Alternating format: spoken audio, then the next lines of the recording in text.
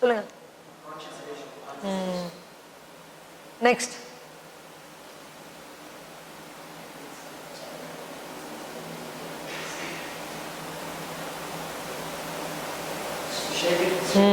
ஷேப்பிங்கோட டெஃபினேஷனே அதுதான். So towards the desired behavior until the desired behavior comes into being. Next, sorry.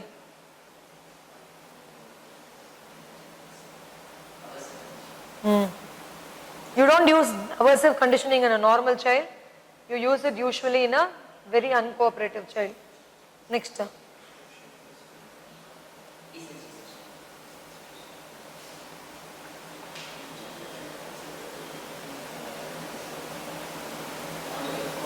Good.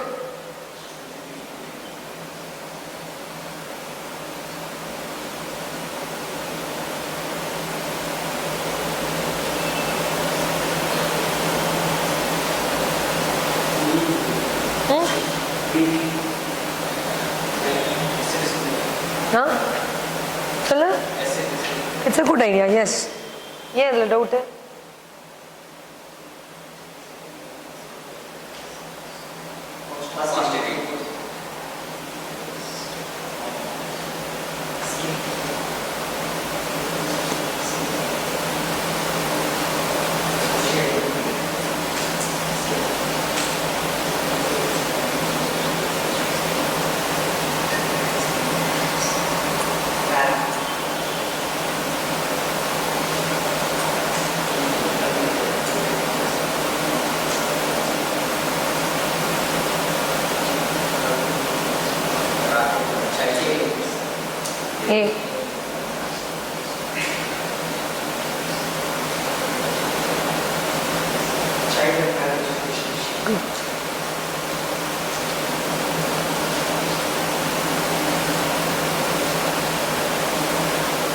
நம்ம ஏன் தியரிஸ்லாம் படிக்கிறோம்?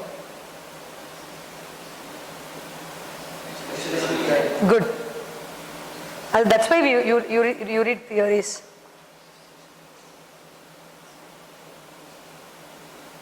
This is also important.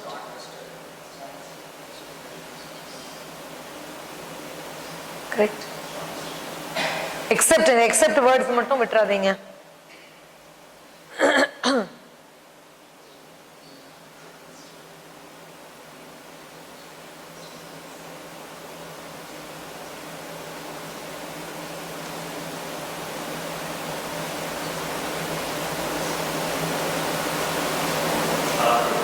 Good.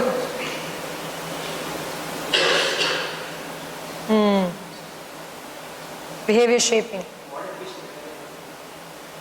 Behavior shaping is a form of behavior modification. No? True.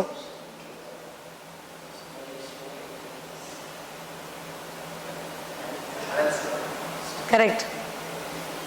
Home. Primary objective of home.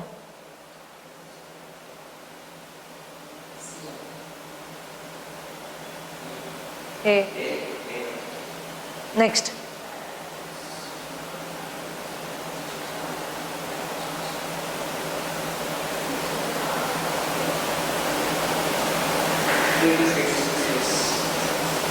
Okay. So with that, one session is getting over. Now I'll go to the next set of topics. Stainless steel crowns, endodontics, and then trauma. So yeah, hopefully I think I'll be covering these three. மெயினாக இதில் stainless steel க்ரௌன்ஸில் வந்து certain things எல்லாமே almost straight forward தான். என்ன remember பண்ணிக்கணும் நீங்கள் அப்படின்னா, யா ஃபர்ஸ்ட் இந்த த்ரீ டைப்ஸ் ஆஃப் க்ரௌன்ஸ் இருக்கும்ல. So in these three type of crowns what is the difference between untrimmed, pre trimmed and pre contoured? Okay, இங்கே வந்து ஃபெஸ்டியூன் பண்ணியிருப்பாங்க. In your pre-trimmed means it means they are festooned. Festooning அப்படினா the gingival aspect or the gingival line of each and every tooth will differ, and interdental papilla it will differ. But whereas in a untrimmed crown, everything, the gingival margin or the gingival thing, although the picture looks similar, how it will appear for a D tooth and how it will appear for a E tooth, அதெல்லாமே ப்ராப்பரா அந்த ஷேப்ல முன்னாடியே trim பண்ணி வச்சிருக்கிறது. That is called as a pre-trim. Pre-festooning is how a primary crown suits a natural tooth. That contouring and that crimping of the crown to go and attach itself into its cervical bulge la irukadala. So and the contouring and idu panni vechirukkiradhu peru, it's a pre crimped or a pre contoured. Seriya?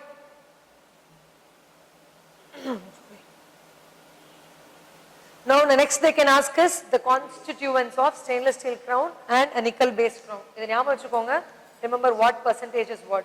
This is just nothing but a picture given in your textbook la enna eduthirukka mudiyum. So enna composition of your nickel based and idu mattum paathukonga. Just remember these percentage. Indications, contraindications, I'm sure for stainless steel crowns, you know, I'm not going into the detail. Factors to be considered is mainly the size of the tooth and the eruption stage, meaning when the tooth is going to exfoliate. If it's going to exfoliate soon, you need not put a crown. The gingival status, okay, and oral health status plus the general systemic status of the patient and willingness of the parent for a crown. These are the factors to be considered. Gingival outline of a D, lower D, okay, or lower first molar is a S-shaped. S-shaped.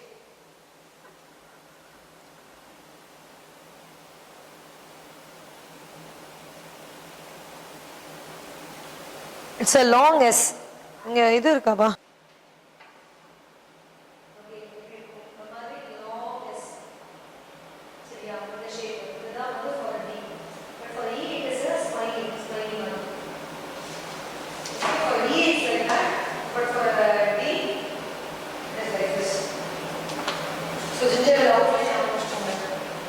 Next, there are certain pliers which can be used for various purposes. The crimping plier, this is 817 or 800 and 417, that is used for crimping.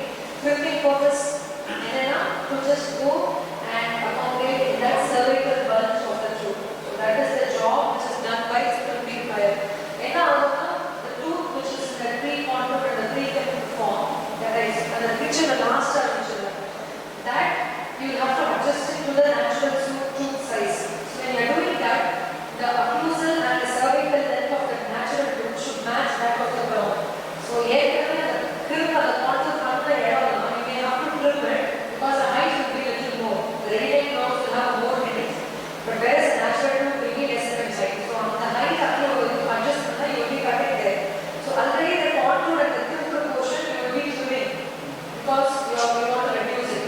So you have to do the same job once again. The crimping and contouring you have to do once again.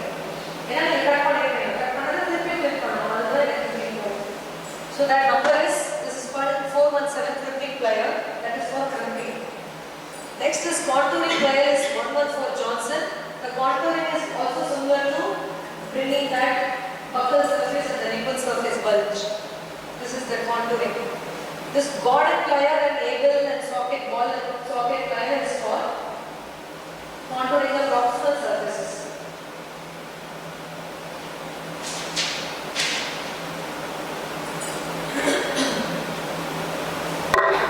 What is the finish line for a stainless steel crown preparation? Finish. That means there is no finish line at all. We don't have any finish line, there is no finish. Cementation. How much do you fill?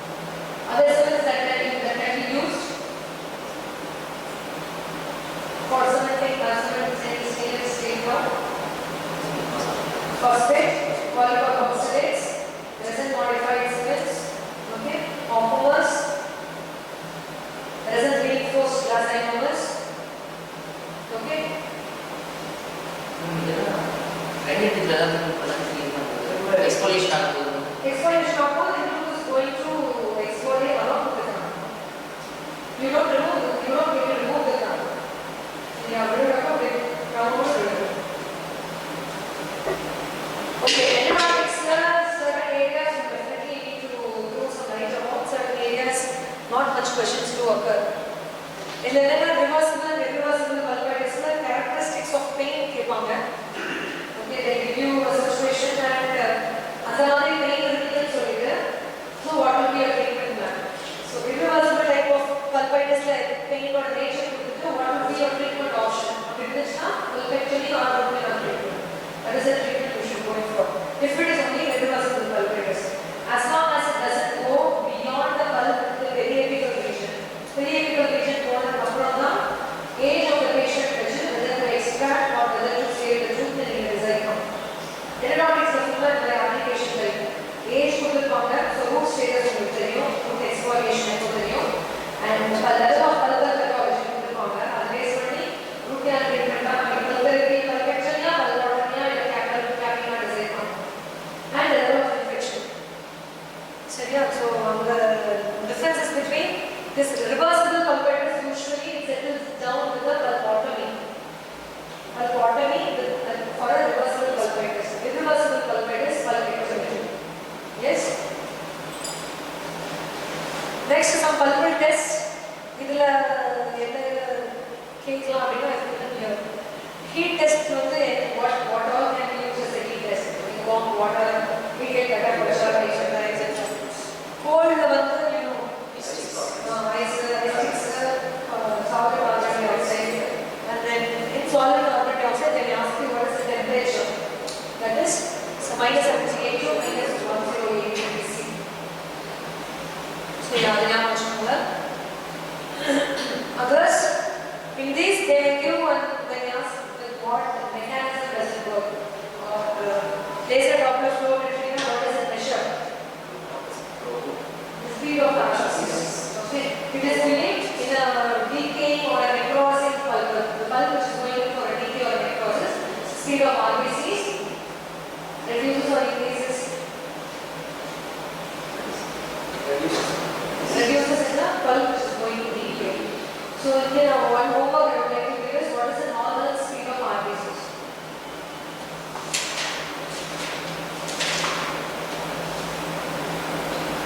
The next is this hugest probe eye camera. That is, so it can detect the temperature as early as or as small as 0.1 degrees C. So such small differences in the temperature can be made out by this probe eye camera.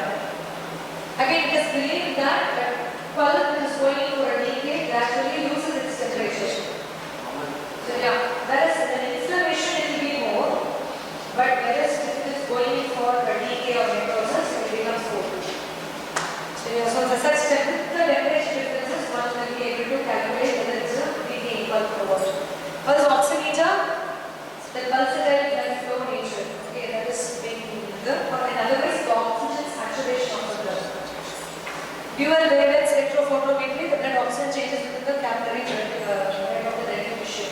One more thing that I would like to mention here is, some people believe that the neural tissue is responsible for the vitality of the pulp. But some believe that it is the vasculature. And overall, the first that is being disturbed is the vasculature. So when the vasculature gradually starts, even the neural changes start. Meaning even the neural tissues are being supported by the capillaries. So once the vasculature goes for decay, even the neural tissues go. So if you have neural tissues, so it is neural tissues that it is the vasculature. Both go hand in hand. These are little more complicated methods. These are more easy methods. Now first procedure is pulp capping. Pulp capping procedure I don't want to discuss, but minor indications and contraindications for any characteristic feature or any symptom which is describing that the pulp has lost its vitality, like the presence of night pains, the presence of swelling, abscess, presence of continuous pain, okay, and any sinus opening, first discharge, etc., எல்லாமே cannot come in pulp capping at all. Forget that. அப்படின்னா எதுக்கு போவோம் அப்படின்னா occasional pains,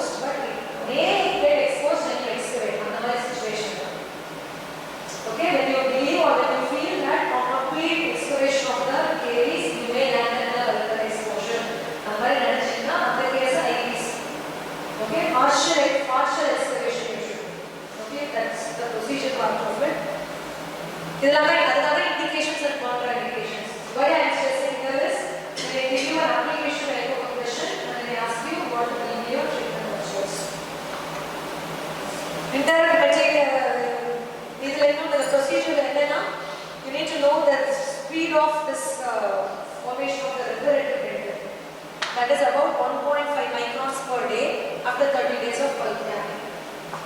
And the rate of reparative dentin deposition, that they asked as a and when should you go back, or when should you go back to remove your temporary restoration and fill it with a permanent arena? 3 weeks after a gap of 3 to 4 weeks.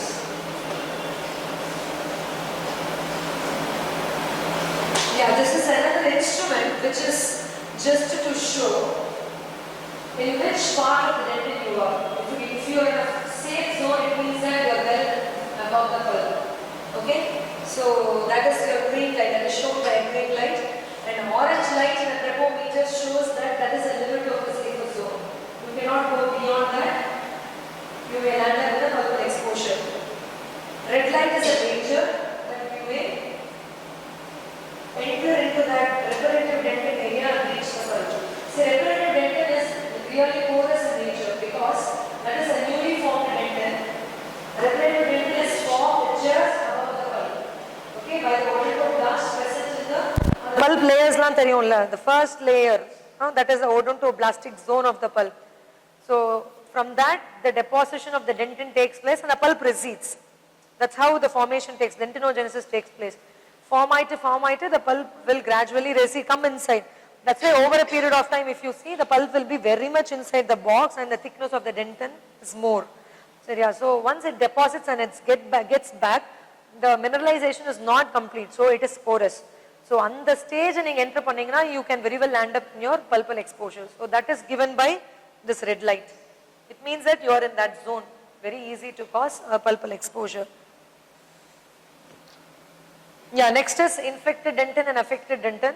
Idhiliyum enna differences kepanga? See, most of the points which you know, which is mineralized, which is not mineralized, which has got more microorganisms, which doesn't have, etc., etc. But apart from all those things, this is stained by this. Adu mattum note panikonga. Infected dentin is stained by this, but this doesn't stain at all. And how does it appear in ultra structure in the microscope?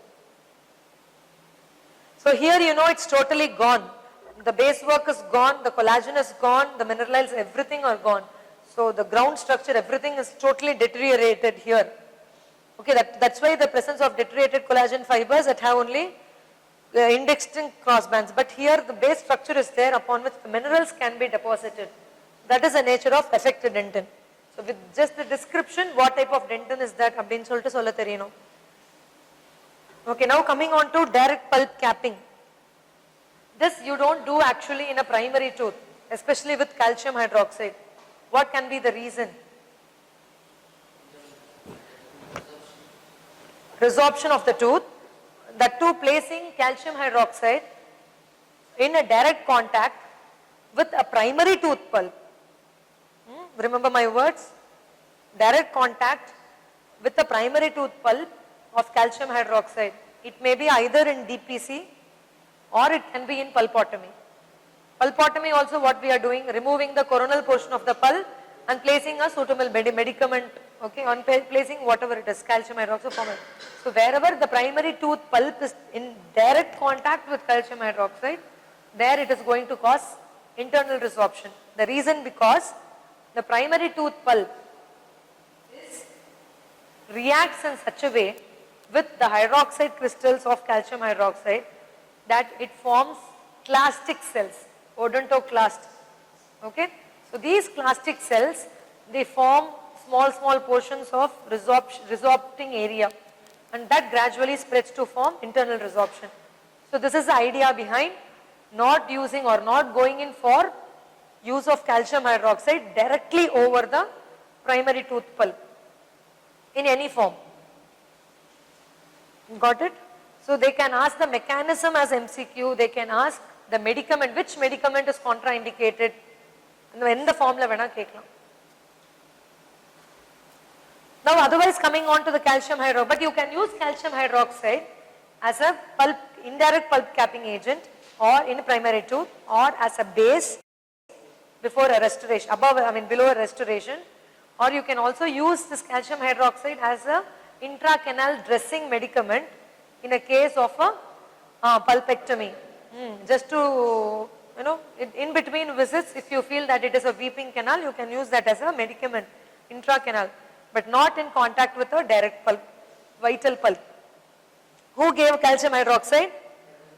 Year 1950, 1950. Shariya? And pH of calcium hydroxide? to 12. Just advantages and disadvantages, please go through. It can be asked in some form. Here it says it stops internal resorption, but it may also, it may cause internal resorption at certain stages. It may stop internal resorption at certain stages. I'll tell you where. In a permanent tooth, where a newly traumatized tooth, that it can cause resorption. There we use intracanal medicament as calcium hydroxide to stop the internal resorption. I mean any type of external resorption and internal resorption. In the cases of internal resorption in a permanent tooth, we remove a complete, the pulpectomy or root canal treatment is a treatment plan. So we remove the complete pulp and then place calcium hydroxide as intracanal medicament, wait for some time, then you obturate. Okay. So those places, calcium hydroxide reacts differently with the permanent tooth. Okay. But the problem comes only in the primary tooth pulp, because the primary tooth pulp, certain cells get stimulated. They become more sensitized when you use calcium hydroxide, especially to those hydroxyl ions, which makes the undifferentiated stem cells present in the primary tooth pulp to become a Purida. Now direct pulp capping agents, certain agents other than calcium hydroxide. Calcium hydroxide is not being used. So apart from that, what do you use? Some bonding agents and laser. In laser you use carbon dioxide laser.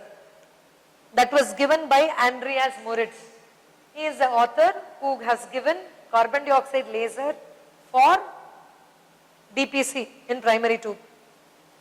Propolis can also be used. This is an extract from beehives. Teni solvangalla, bees hive. So this is their extract. MTA can also be used. Mineral trioxide aggregate. Certain other materials for pulp capping include antibiotic, steroids. You can just note it down. Of course, this is in the textbook. How they can ask you is, the following are the DPC agents except and madri. So one or two can be included in the options, so that adha neenga neglect pannama paathukonga. This is how it can be asked. Coming on to the pulpotomy, this is a very famous classification you might be knowing. Eppadi question kepangana, and then the preservation lo, what are all the medicaments, or the following is a preservation type of pulpotomy, or calcium hydroxide comes under which type, something like that, or MTA comes under which type of pulpotomy, bone morphogenetic protein comes under which type of pulpotomy. Okay, there is something called as a non-vital pulpotomy or a mortal pulpotomy, which means the tooth is already non-vital. Pulpotomy is something which you should attempt only when the tooth is in the stage of reversible pulpitis. Seriya? Neenga the diagnosis la pathingina, neengalum case history la appadina eludhirupeenga nenikiren. Reversible pulpitis and irreversible pulpitis irukum. Irreversible pulpitis la your treatment option will be pulpectomy. But in a reversible pulpitis where the inflammation is not extended beyond the coronal portion of the pulp, on the stage la you do a pulpotomy. On the stage la mattunda you should do a pulpotomy. If you feel the inflammation has gone to the pulp canals or the root canals, then that's not the treatment option. அது எப்படி கண்டுபிடிப்பீங்க அப்படினா, it's a more, இப்ப symptoms வச்சு sometimes கண்டுபிடிக்க முடியும், reversible and irreversible. சரியா? Sometimes only when you open into the pulp and you see that nature of the bleeding, the color of the blood. Okay, pulp kulla poningna it starts bleeding, right? So the color of it, and the more and more you scrape out, it's still bleeding அப்படினா, it means that inflammation has gone into the pulp canals also. So totally you should do a pulpectomy. So that these two methods you differentiate a irreversible and a reversible. Otherwise, an X-ray will not show you, any tests will not show you the level of inflammation of the pulp. This pulpotomy and pulpectomy treatment are gradually, very distinctly demarcated only by the levels of inflammation. Inflammation cannot be shown to you by radiographs. Purida. So non-vital pulpotomy I was talking here, this is a special case where it is done in tooth which have already lost the vitality.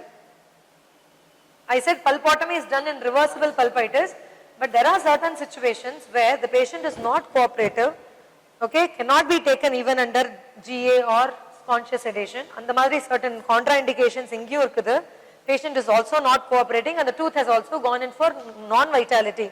You cannot use your endodontic instrument to remove the pulp. Andaluk patient cooperation la illa. Okay, pulpectomy panna mudiyadu. Pulpotomy da panna mudiyum. And the madri stages la patient is not cooperating grappa. You use medicaments like formocresol and beechwood cresol. Okay, the same formocresol can be used here as a pulpotomy agent, vital pulpotomy agent. The only difference is in the percentage of formocresol. Beechwood cresol is something which will just mummify the pulp to the maximum extent possible.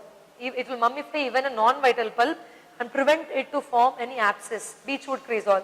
Formocresol at its extreme percentage like 7% or 10% will cause this total mummification. It will mummify even a non-vital pulp. So those kind of patients you attempt non-vital pulpotomy. These are the only two agents. Okay. Again, indications. Who gave the definition for pulpotomy? Finn. F-I-N-N, Finn. Okay. Here also indications, only clue is all those symptoms which tell you that it is a reversible pulpitis. Okay, any symptom or any characteristic feature of reversible pulpitis, the treatment will be reversible. Any characteristic feature or symptom that it has gone into the periapex, mobility, swelling, sinus opening, pain, continuous night pains, they are all suggestive of pulpectomy, irreversible or abscess, so no pulpotomy. Formocresol is one of the agents commonly used agent for pulpotomy is formocresol given by Sweet. Okay. That's why this method is otherwise called as Sweet's pulpotomy, Sweet's technique. Sweck's technique is a person who also gave a method of formocresol pulpotomy, but what he gave was partial pulpotomy. Only the partial portion of the coronal pulp is being removed, that too in the cases of not carious exposure but traumatic exposure. So they are only partial portion of then here this they may ask you in MCQ, what is the percentage of total defect, what is the percentage of cresol, etc. Glycerol. In the how do they prepare this Buckley's formocresol for dental use? This one.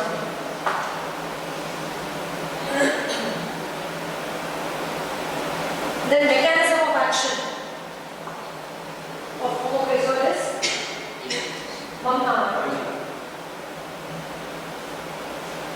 and then how many minutes? Usually 3 minutes is suggested by Sweet, but 1 minute technique by Garcia. 1 minute use of formocresol pellet. 1 minute now the cotton which is damped with formocresol is kept for 1 minute over the pulpal stump or the pulp canals. Coronal portion of the pulp you place that cotton pellet with formocresol for 1 minute and remove it. That is 1 minute formocresol pulpotomy. That was given by Garcia.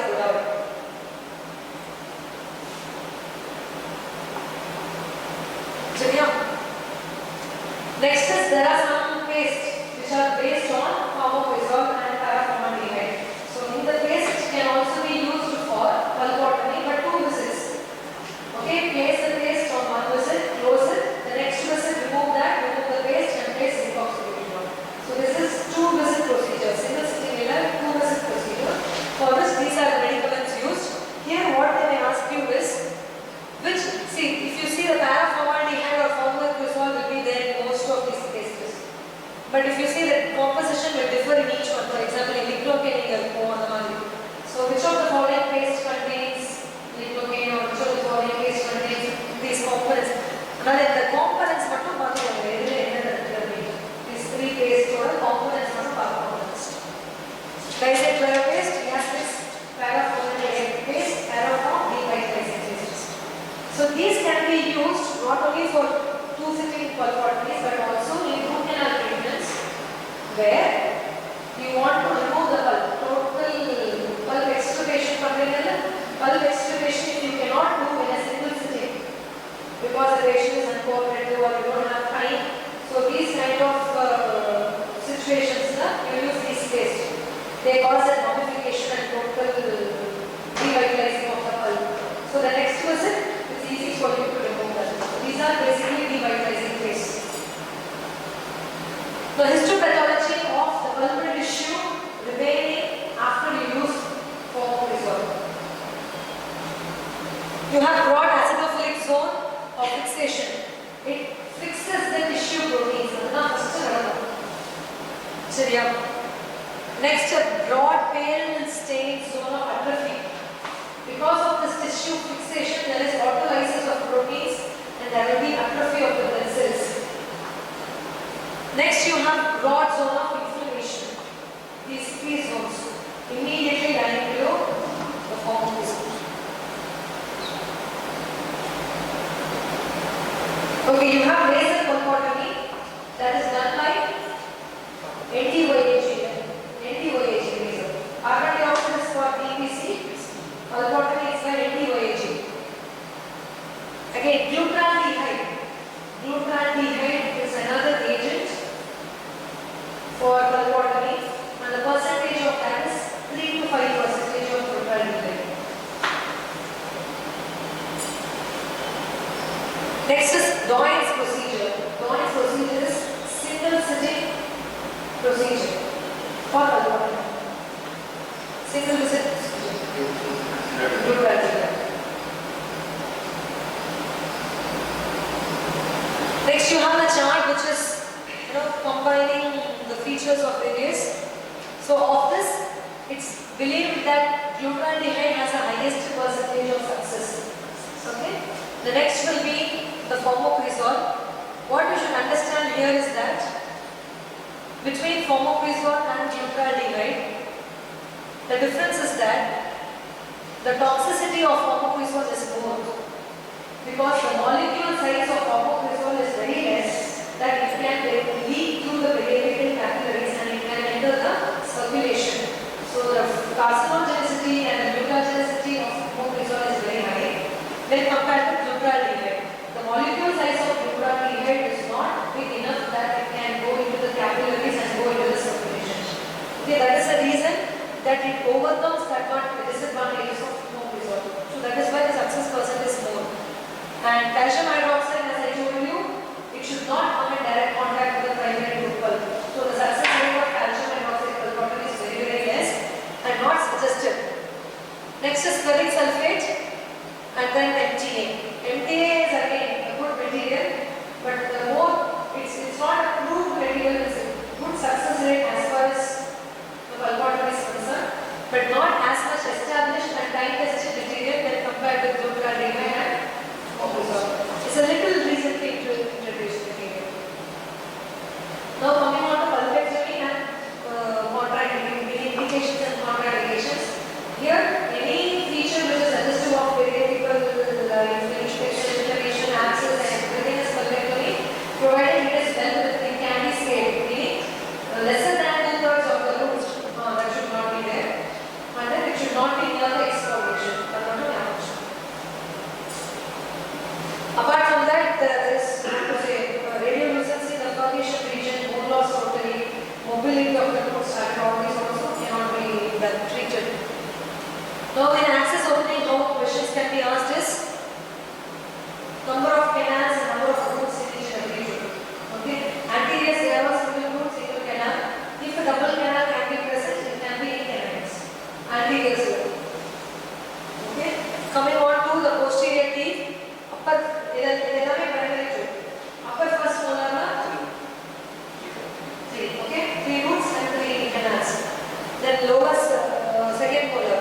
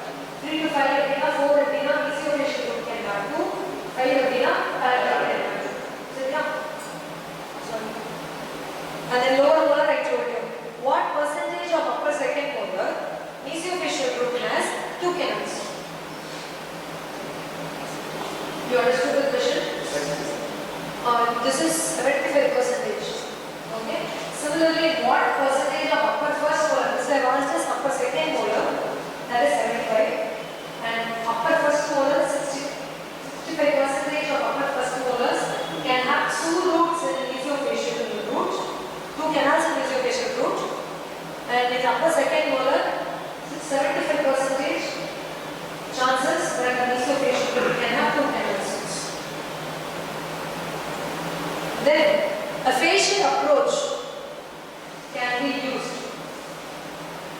in anterior tooth. So which cases? Usually for an anterior tooth, the lingual approach is being used. So if the facial approach can be used in the space of a central incisor, if the aesthetic demands, okay, or the caries is in such a way that you have an access that way. Usually it should involve the caries and then go through that, remove the caries, right? Then you establish an access.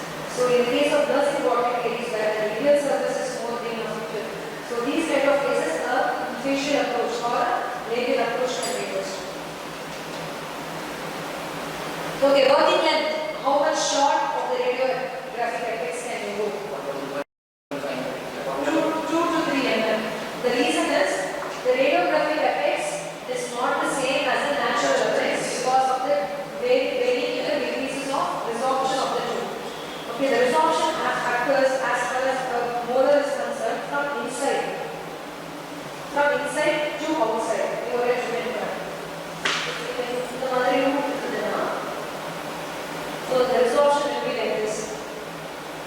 The mother room. Resorption. So here or chemical phenomenon, so here there will be one working and here there will be another one. To avoid that, radiography to be lesser than the radiographic apex. Only to that distance you obturate. Okay, here now, the retina it will just extrude. The retina will extrude from here. This is because from inside the permanent tube better. So in here it will resolve also. The direction is from inside to outside. Okay, criteria for obturation will be total resorption same as the rate of resorption should be similar to that of the tooth. And this you do when the patient remains asymptomatic. Okay, totally. Without any evidence of exactly. The most commonly used agent is zinc-oxide-eugenol. Disadvantages of zinc-oxide-eugenol as an obturating material. Mismatch between the resorption. What is that? Because ZOE resolves at a slower rate than that of the tooth. So sometimes the root would have resolved but not ZOE. So this is the reason when ZOE passes apically and near the apical foramen, the sinus floors, especially in the cases of primary teeth. So when it comes with the sinus floor or sometimes when it comes with the canals, it causes inflammation. Sometimes there have been occurrences where paresthesia have developed because of apical leakage of ZOE. Plus if the ZOE leaks apically or over obturation of ZOE sometimes can cause deflection of the tooth buds of the permanent tooth. Purida, ectopic eruption of the permanent premolars have taken place. So these are all the complications. And calcium hydroxide. Can you use calcium hydroxide as a obturating material in a primary tooth? Can you use exclusive calcium hydroxide? Combination with?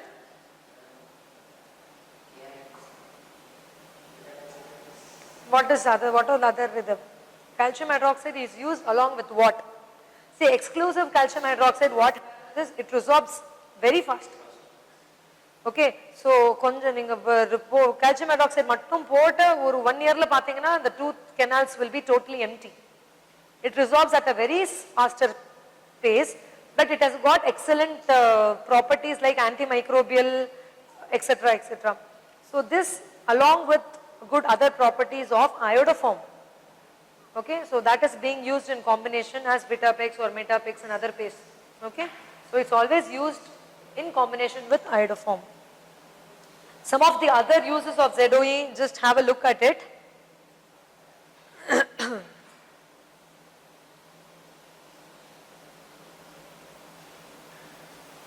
Okay, so these are the various pastes that I was mentioning. If you see, most of them they'll have calcium hydroxide. Okay, here you have, okay, KRI paste, you have iodoform. Maesto paste.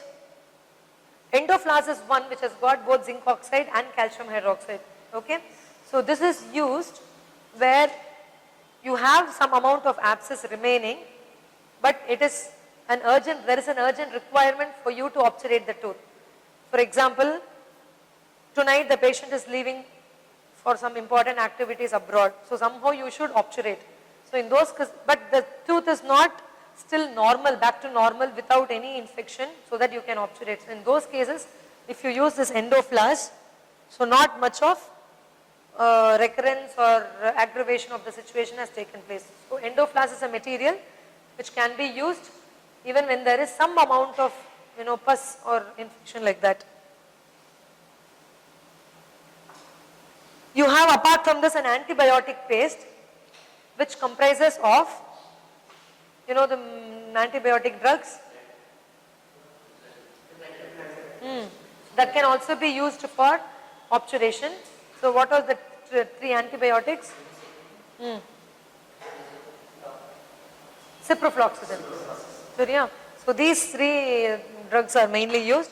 You can replace minocycline by doxycycline, and you can also replace ciprofloxacin by cefaclor or cephalexin group of drugs.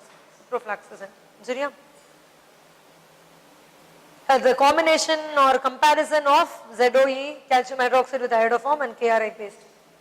So if you see, most often this calcium hydroxide with Vitapex, it satisfies most of the condition, but most commonly used is ZOE. You understood the difference? Ideal will be this, most commonly will be this. Next is apexogenesis versus apexification. Here, I'm sure you know what the procedures are about. This is done in a vital tooth, this is done in a non-vital tooth. Both the root is not completely closed. Okay. In apexification, another thing is apexogenesis. Usually you do it in a permanent tooth. Okay, and the procedure that is being done is nothing but a calcium hydroxide pulpotomy. Okay, here in a permanent tooth, you do a calcium hydroxide pulpotomy, but before I said in a primary tooth, you are not supposed to do a calcium hydroxide pulpotomy. Remember, the reason was the primary tooth pulp reacts in a erratic manner with that of a calcium hydroxide, whereas a young permanent tooth, the pulp in that reacts in a favorable manner, and it preserves the vitality of the entire root canal, radicular pulp, so that the radicular pulp can do its job. Its job is to close the root apex. So the calcium hydroxide is just a medicament to preserve the vitality of this. So there it works, but not in a primary tooth. It doesn't work. So the procedure for apexogenesis is nothing but a calcium hydroxide pulpotomy.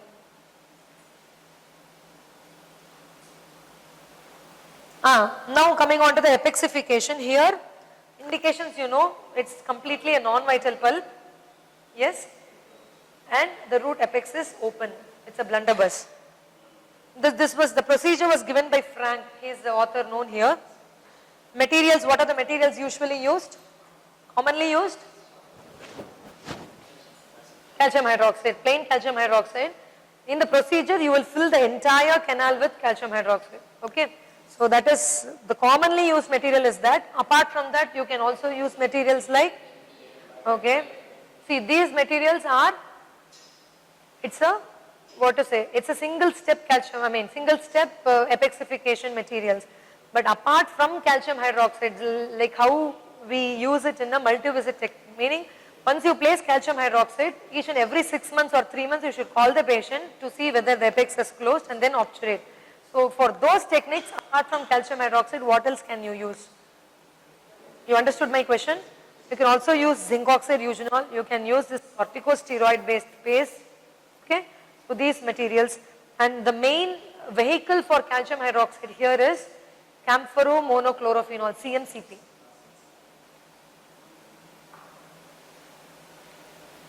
See, in many places we have been seeing calcium hydroxide. But the work of calcium hydroxide is different in different places. When it is used as an agent to remove the infection as an intracanal medicament, its work is different. When it is used used as an agent to cause epexification, its work is different. When it is used as an agent as a sub-base or a base below your restoration, its work is different. And when it is used as an agent to stop resorption, its work is different. Its action is different. So basically it involves the use of the calcium ions and the hydroxyl ions. So depending upon these works, you have many other vehicles. You have oil-based vehicles. You have water-based vehicles. Water-based vehicles are your normal saline. You have Ringer's lactate solution. You have your local anesthetic solution. So these solutions will help to release the calcium ions and hydroxyl ions at a faster pace. So similarly, they'll get resorbed at a faster pace. But for epexification, I require calcium hydroxide to stay in the canal for a longer time. So I use oily based vehicles. So one such vehicle is CMCP, most commonly used. Others you have olive oil, you have clove oil, with what you mix zinc oxide. Okay, so these are the other oily based vehicles. So that require longer presence of calcium hydroxide, but still it's resorbable there also. That's why each and every 3 months you should follow the patient. If the material is lost, you will have to place it once again and then call after 3 months. So that's a long lasting procedure, but it's a time tested material. If you use oily based vehicles to act for resorption, to protect the tooth against resorption, it requires immediate availability of hydroxyl ions. So use water based vehicles. Okay, here the pH is about 12 to 13. If you use an oily based vehicle, water based vehicle, you will get a very high pH.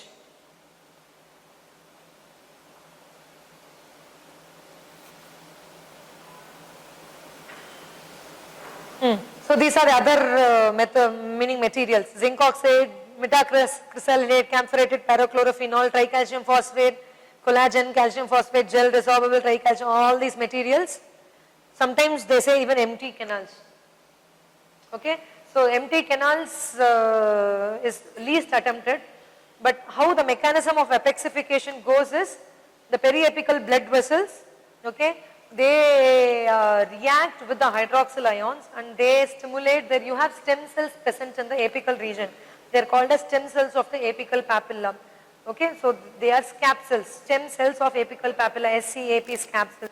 So these cells, they differentiate into blastic cells and they deposit either dentin or osteoid like material or cementum like material. So whether it is cementoid or osteoid or it is dentin, we do not know the exact nature. But they try to form a hard barrier against which you can do a GP condensation. The exact nature of whether it is osteoid or dentinoid or it's a combination of these, only a microscope can see. Histopathology can say. But till now we usually don't attempt the histopathological examination by removing the tooth and they study the apical portion. That's not our job. So this calcium hydroxide stimulates these undifferentiated stem cells to form a plastic cell which deposits. That's the mechanism.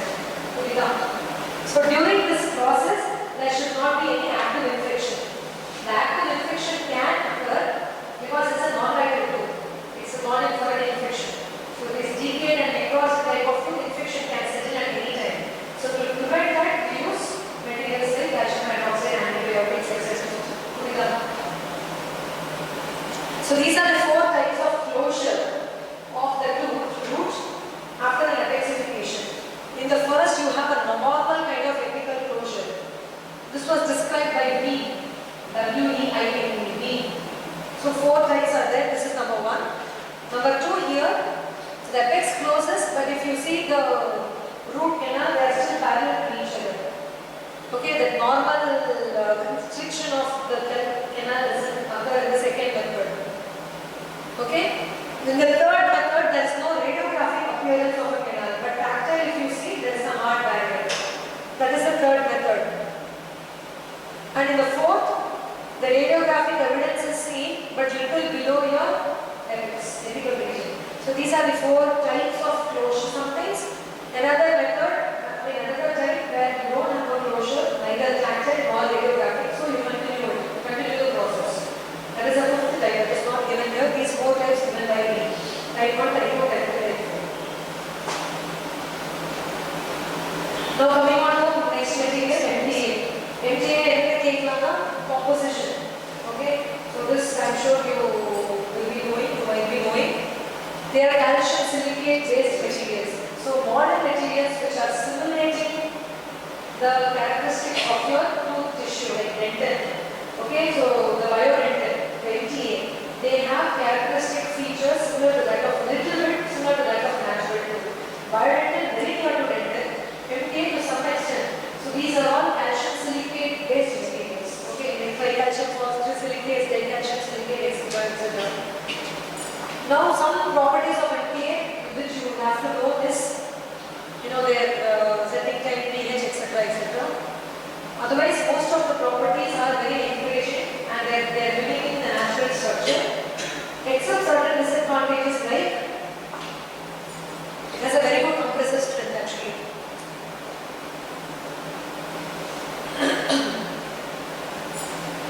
The setting time is one of its disadvantages.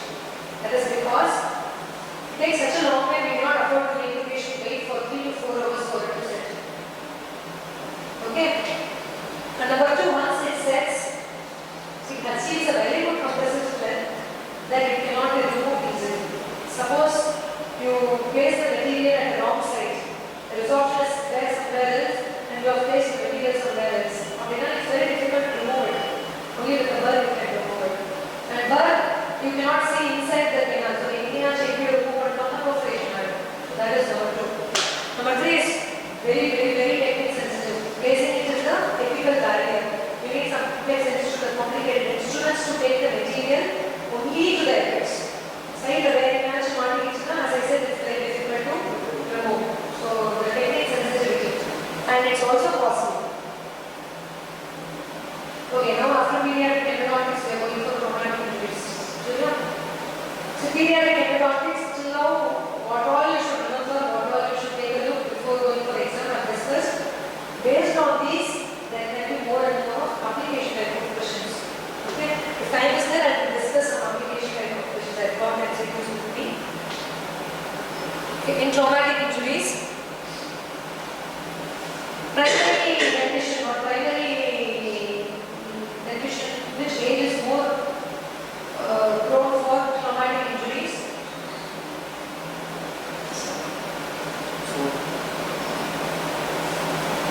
After 20 years. Okay, then a permanent, that's long range. After 20 years, which age is more prone for injuries in the primary dentition? And direct and indirect trauma, I'm sure you might be knowing. Okay, direct is a direct hit, indirect is you get hit in, for example, you get hit in this one and this one. Then what are the various factors which will decide what type of injury it happens? Is the energy of the impact, resilience of the impact object, shape of the object and direction. So these 4 can be explained as the reason why in a primary tooth the luxation injuries are common. There is a permanent tooth, not type of movement, not luxation, but sharp injuries like fracture, enamel fracture. Okay? And then round root fractures, they are more common. We very rarely come across round root fracture in a primary tooth. Okay? But very commonly extrusion, avulsion, intrusion of primary teeth we see. The reason is the crown and the tooth size ratio, number 1. Number 2, the bone is more porous at that time. The moment there is a hit, the whole tooth comes out like that. Okay? And the tooth is not more proclaimed. If it's more proclaimed, it can withstand an injury and cause it to get cut. But if the tooth is more straight, it cannot yield to that injury, so suddenly the whole tooth will come out. So luxation type of injury is more common in primary, and otherwise, other type is more common and permanent. Ellis classification you have to mug up. No other go. This is just to see whether you know. Class 8.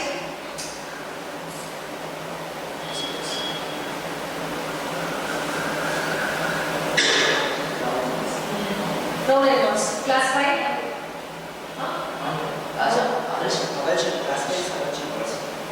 Then class 3. Class 6.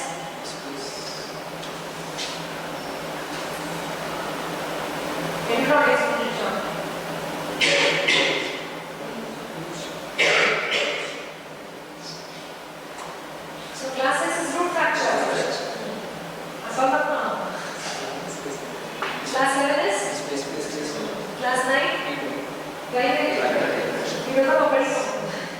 Class 2 is?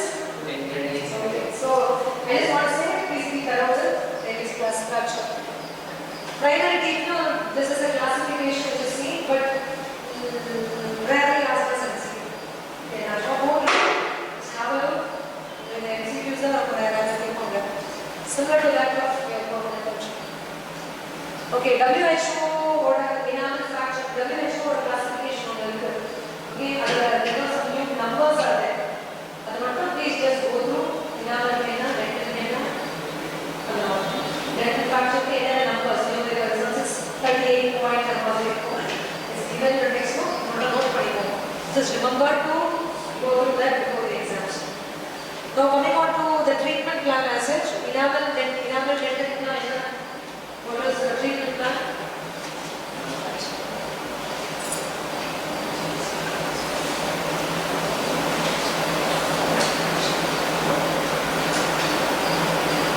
As another old boy with in a class 1 fracture on a mesioincisal aspect of 1 can be treated with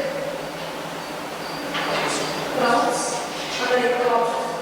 Do not go for crown as an immediate option. So first, usually like your composite restoration.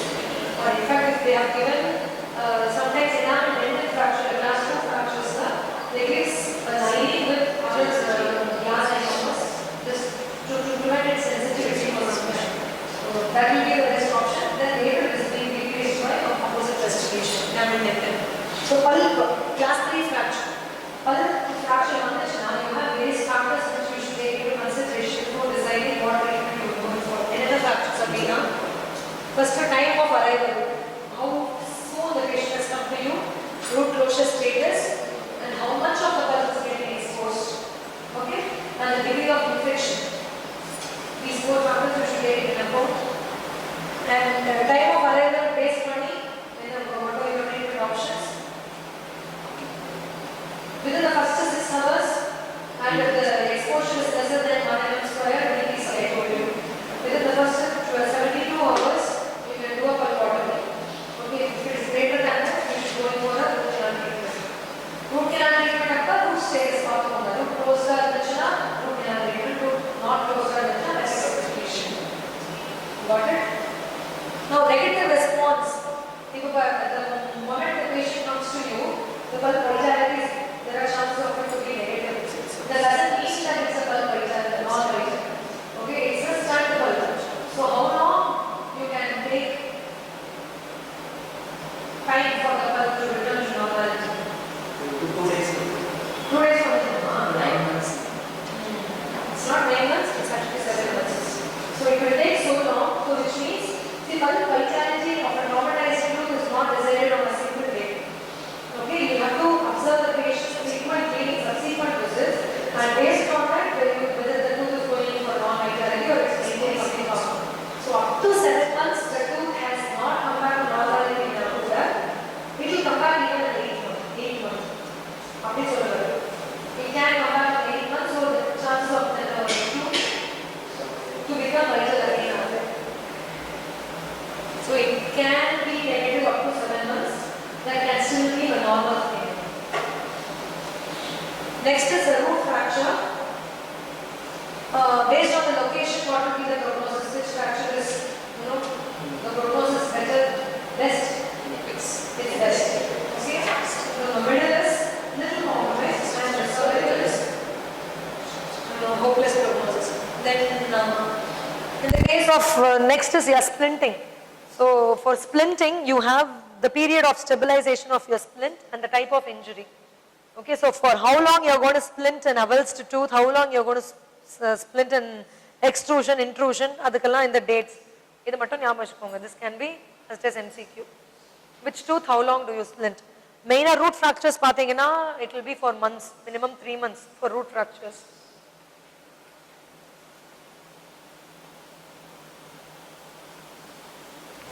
Two to 3 months. Seriya, mathadala 6 to 8 weeks. And for avulsion, it's only 1 week, maximum 10 days, not more than that. For avulsion. If you try to splint an avulsed tooth for a longer time, it can cause. Okay, types of splint most commonly used is This one, this acid etched resin composite that we use regularly in our department. The reason because it is a flexible splint, it's not a rigid splint. Usually for avulsion and other luxation type of injuries, a flexible splint is what is suggested, because a rigid splint can cause ankylosis. A flexible splint will allow the tooth to do its normal movements. So on the stage the tooth will get back, otherwise it will totally go in for a ankylosis. So these are see, ortho brackets and wire, interdental wiring, arch bar, all these are very rigid splinting, usually not recommended. And before the status of, before the roots close, if you go in for this interdental wiring, figure of 8 loops, etc., gingival health is getting compromised. Okay, so that can lead to fenestrations and dehiscence, which means the tooth root is getting exposed in the oral cavity. The gingiva has denuded so much. Okay, so that those kind of teeth cannot be repaired at all. There will be a bone loss, there will also be a gingival recession. So that's why you don't use this rigid type of splinting, especially arch bar, interdental wiring for traumatic cases. But if it's accompanied by an alveolar fracture, a jawbone fracture, then you may have to consider. 4 types of removable splints can be used only in cases where the mobility, see, in cases of subluxation.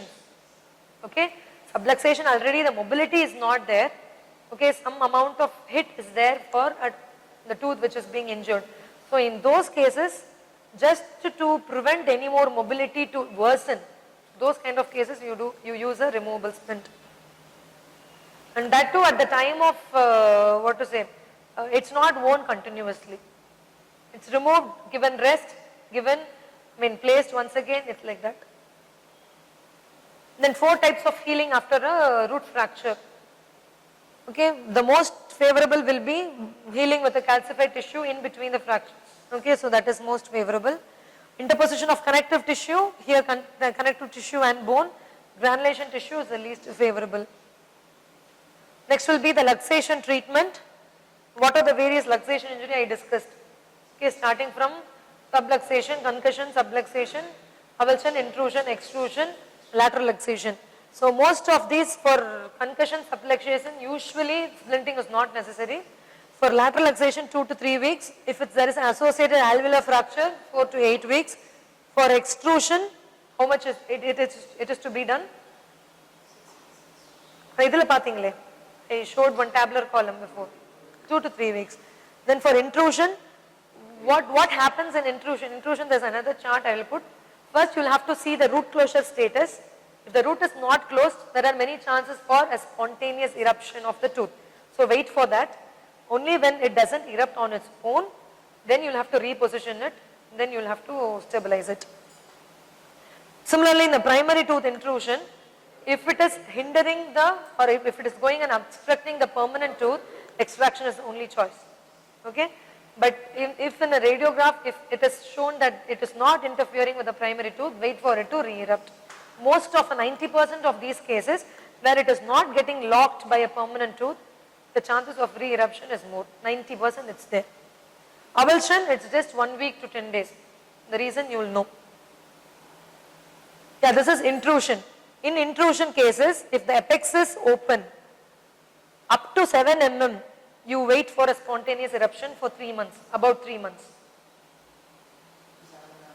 Up to 7 mm, it has got intruded. Okay? So more than 7 mm, you think of either orthodontic repositioning or surgical repositioning. Only if it's great, you can imagine the degree of severity. Okay, so this 7 mm, more than 7 mm, the first preferred will be orthodontic.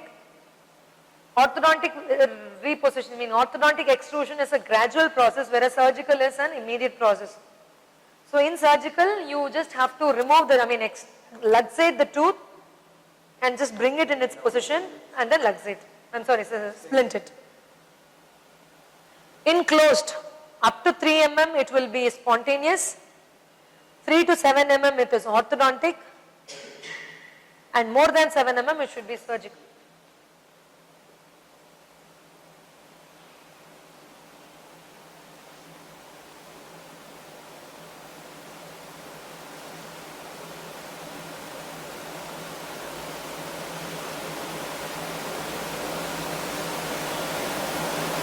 Yes? Understood this? Oh, doctor, you can follow, right?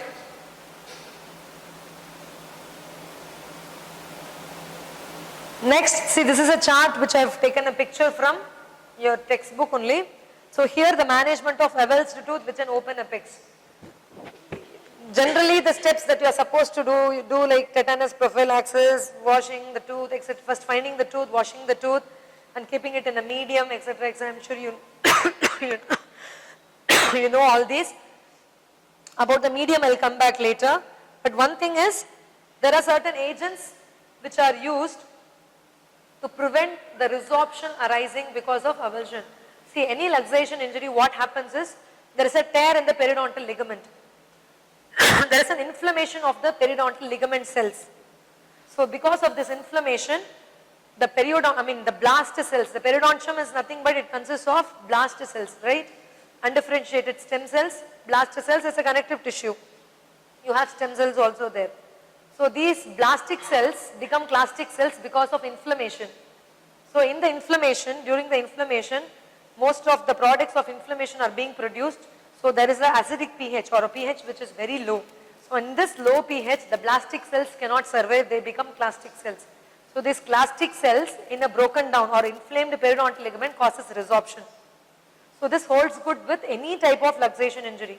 It may be an intrusion, it may be a lateral luxation or extrusion or an avulsion, or sometimes even just with subluxation and concussion.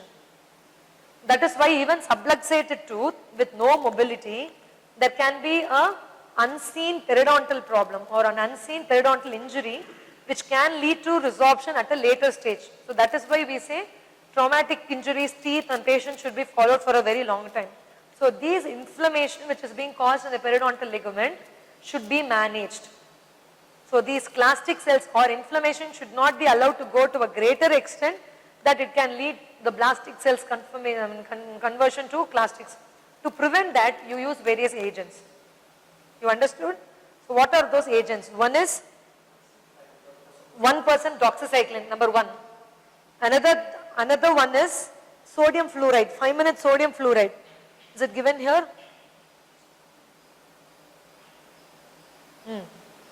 Sodium fluoride for 20 minutes. Another thing is citric acids. Citric acid. Another thing is alendronate. You have, see these group of drugs I am sure you would have come across. Etidronate, alendronate, palmidronate, in a group. In a group of drugs.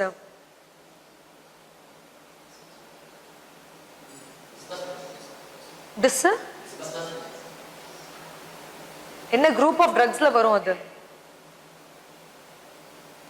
Paadittu vaanga. Pharmacology da vera onnum illa. Pharmacology munjicha. Okay. So etidronate, the dronates basically. So most commonly used in dental field for this purpose is alendronate. So these dronates can also be used. Dronates, then sodium fluoride, doxycycline and citric acid. So there is another agent called as pentoglane.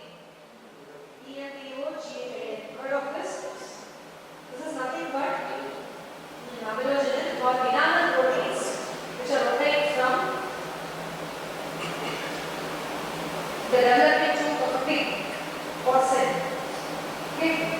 Developing crowns or enamel formation stage of the enamel proteins are getting secreted. No? So mainly amelogenin, but apart from that, enamelins, amylins, tufulins, etc. Some other enamel proteins are also there. So it's a combination of these enamel proteins are available in a capsule called as endoglane. Okay? So this can also be used and it should be used in the roots of this because that's where the periodontal cells are there. It is to prevent inflammation of these cells so that they don't cause any resorption. You don't use calcium hydroxide there. Okay? Then procedure I know, you all know. So if the patient reports in 15 minutes, 1 hour, 3 hours, 6 hours, what are you going to do, what are you going to do, all those things, the details are not going to there. These agents, just remember. And then flexible splint, as I told you, 7 to 10 days. Okay, tetanus,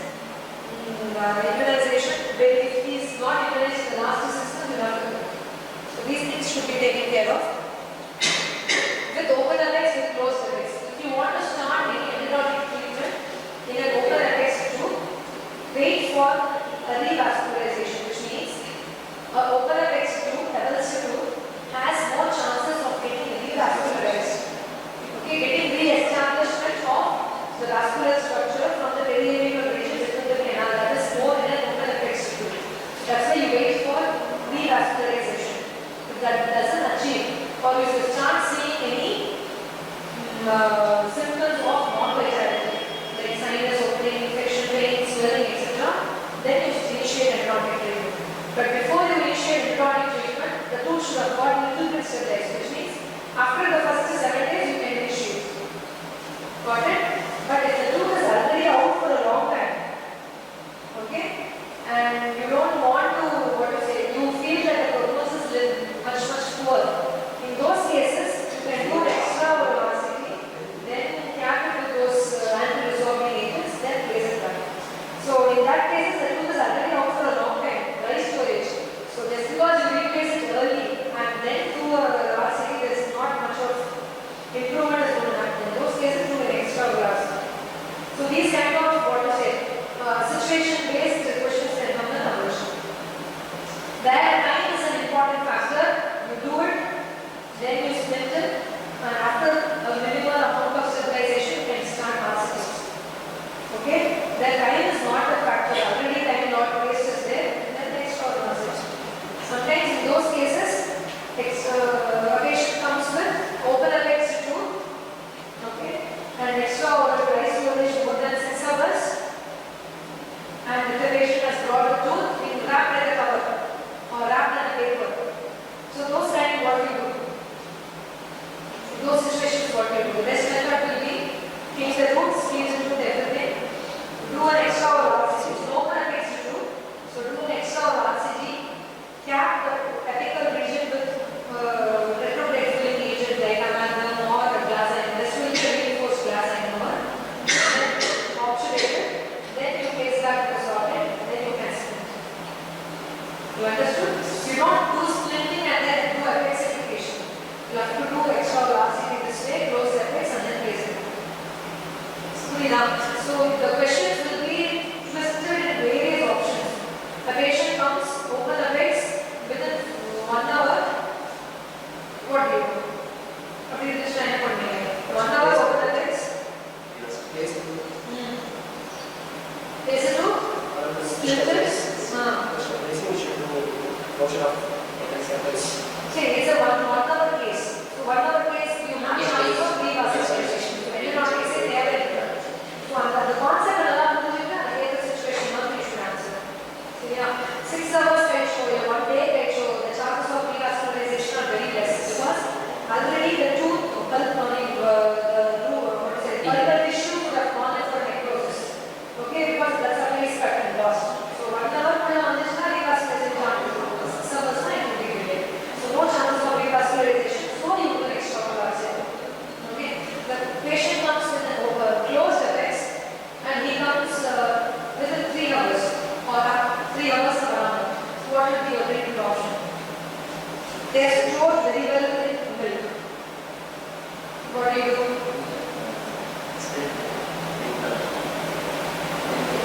Reimplant, slit, or no?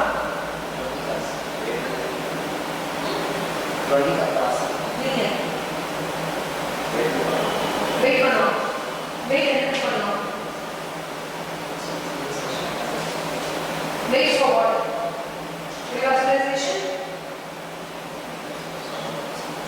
See, if it is an open apex, it can get revascularized. But if it is a closed apex, the moment the tooth is avulsed, there is a cut of the periapical blood substrate. So what is the point in waiting for revascularization?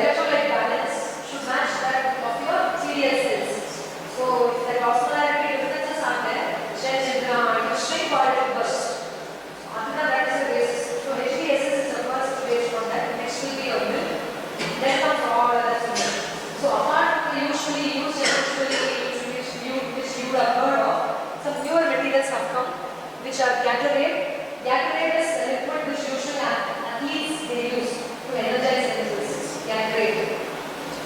Coconut water. Tender coconut water. Contact lens solution, ascorbic acid, growth factors like platelet-derived growth factors, endogain, levodopa, cytoprotective agents, and catalase supplementations. These are some recently introduced. All these are still in the research stages. Cytoprotective, catalase, levodopa, etc. Just remember.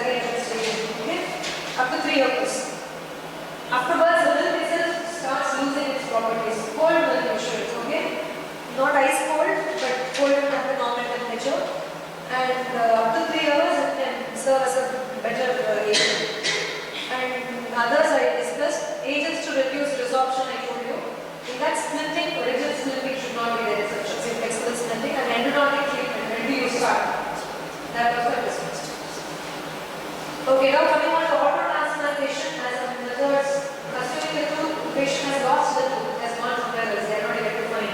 So in those cases, you can do an auto transplantation. They extract a tooth from extract another tooth from the same patient, then place it into that socket, somehow split it. Once it stabilizes, aesthetically modify into the bioluminescent incisor. Okay, that is an auto transplantation. So what are the criteria for that? The root formation should be just half to 3/4. Usually premolars are being used to place of central incisors. Lower premolars. So yeah, here this is a tabular column which shows which is the donor tooth, which is a recipient site. Okay, so these tooth or these teeth should be in half to 3/4 of the root formation. In other words, a developing tooth will be a better option because the pulp vasculature gets revascularized. Purida. Let me ask you which tooth can be used as a replacement for which tooth. Avladhan.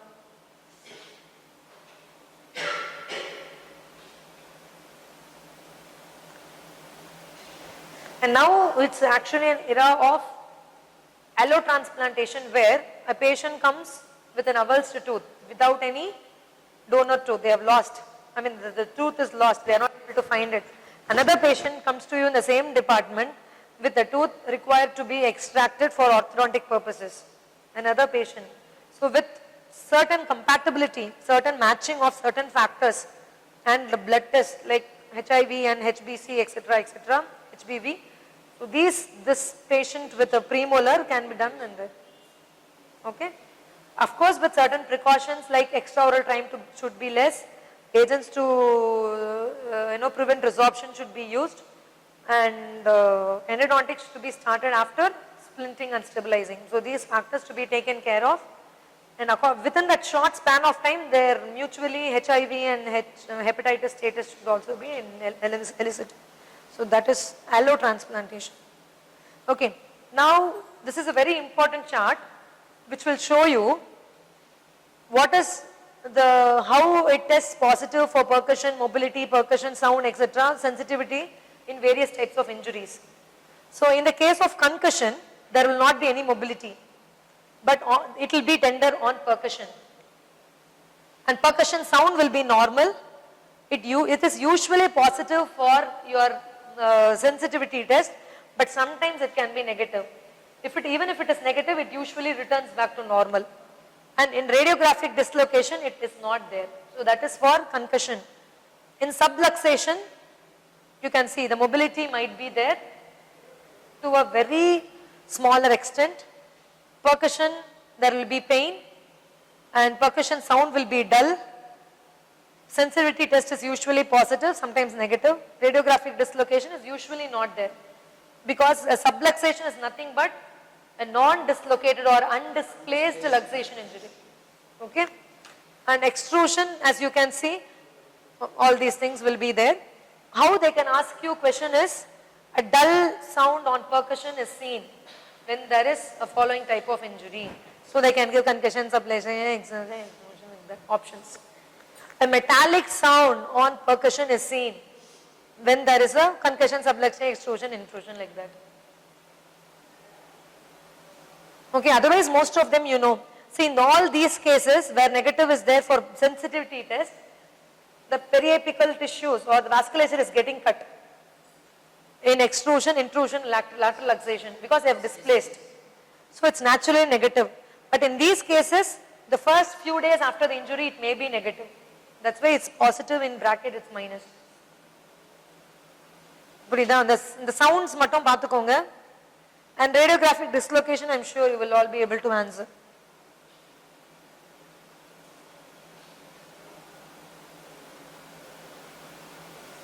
சரியா?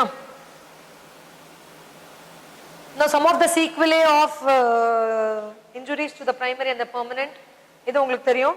இதுல what you are supposed to know exactly is what type of injury to a primary tooth can cause what type of complication in a permanent tooth. சரியா? A dilaceration in a permanent tooth can be caused by an intrusion injury to a primary tooth. Okay?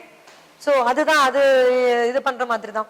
Similarly, what to say, an intrusion sometimes can also cause crown dilaceration, not only root dilaceration but also crown dilaceration.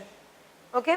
And this concussion and subluxation type of injury to a primary tooth can cause, what to say, a hypoplastic malformation in a permanent tooth. Yeah. So these type of injuries and its complication we'll have to know. Yeah, this is the next set of topics.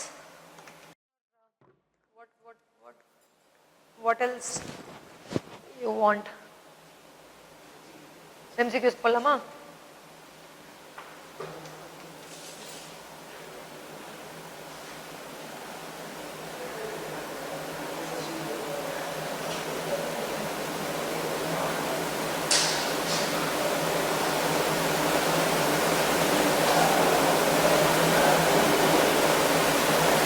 So these are some MCQs which are based on other topics like habits. See, I'll do one thing. I'll just try to pass on some more PowerPoints that I have through sir to you people. If we have another class for periodontics, some other topics like preventive, interceptive, orthodontics, habits, adala I'll be taking if I have time or if sir gives me another class. Suppose we don't get to meet for another class, I'll try to pass on some PowerPoints. So you can just have a look wherein I would have mentioned where to concentrate upon in these topics for an entrance. சரியா? And with permission from sir, I'll just pass it on to you. Some questions from other than the topics that we covered in this morning. Just see if you can answer these.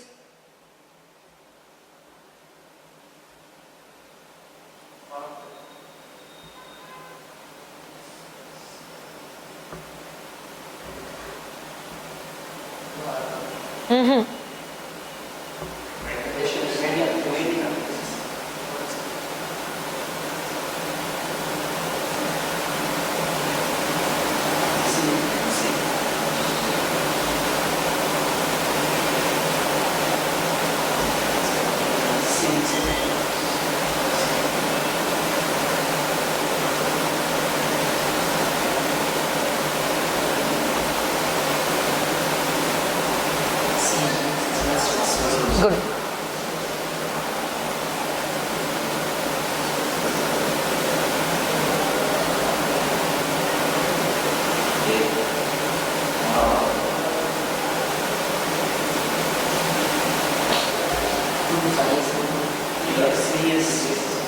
இதெல்லாம் actually அந்த ஸ்லைட்ல இருக்குது but I couldn't discuss.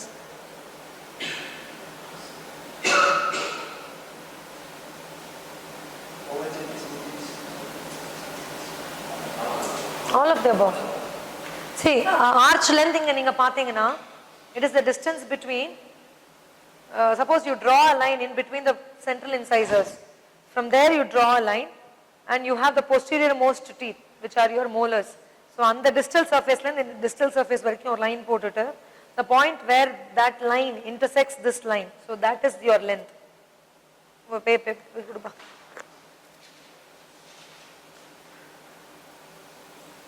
Here you have two incisors, so from here you draw a line. Here you have molars in the distal surface, in the distal surface. So இதுதான் வந்து length, arch length. Okay, இது வந்து arch circumference. காலையில சொல்லிட்டு இருந்தால arch circumference. So in the maxillary length is going to become more, which means the maxilla becomes shortens or constricted. That also happens in habits. So அதுதான் இங்க கொடுத்திருக்காங்க. Arch length of maxilla is increased.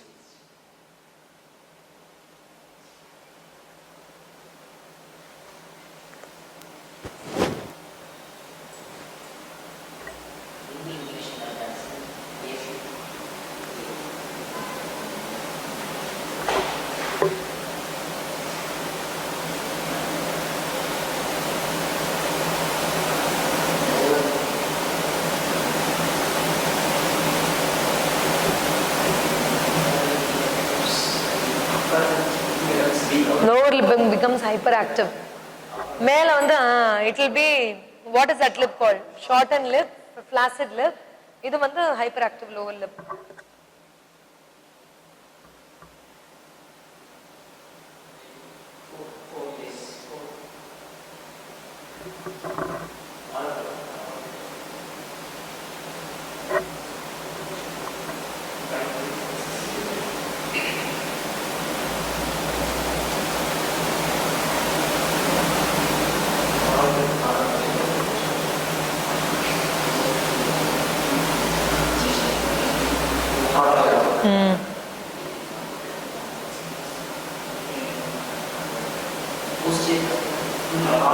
எல்லாமே தான், எல்லாமே தான்.